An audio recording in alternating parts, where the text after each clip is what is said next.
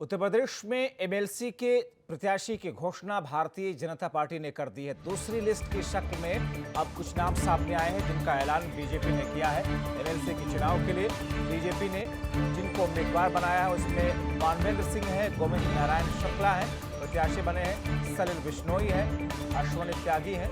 ये चार नाम, इनके अलावा डॉक्टर धर्मवीर प्रजापति और सुरेंद्र चौधरी को प्रत्याशी बनाया गया है। दूसरी सूची अब जबकि भारतीय जनता पार्टी ने जारी की है।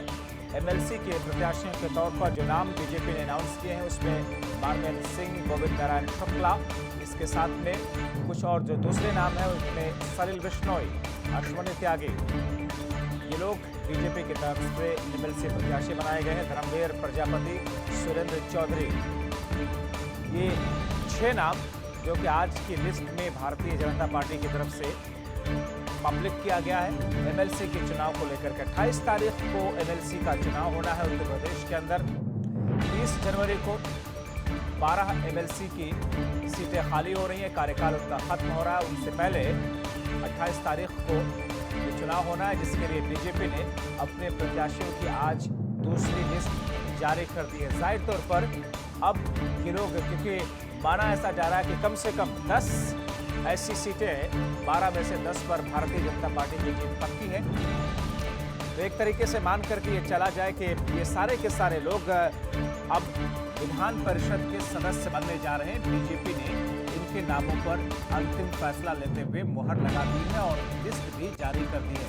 इससे पहले भी बीजेपी ने लिस्ट जारी की थी और आज 6 लोगों का नाम बीजेपी ने लिस्ट के जरिए से सामने किया है, ऐलान किया है।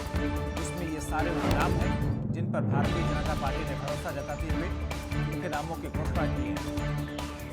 ये लिस्ट है जो कि आप इस वक्त देख रहे हैं। बीजेपी की तरफ से जो लिस्ट जारी की गई है, मानवेंद्र सिंह है, गोविंद नारायण शुक्ला, तीसरे नंबर पर सलिल बिश्नोई है, चौथे नंबर पर अश्वनी त्यागी है, 5वें नंबर पर धर्मवीर प्रजापति है, 6ठे नंबर पर सुरेंद्र चौधरी है।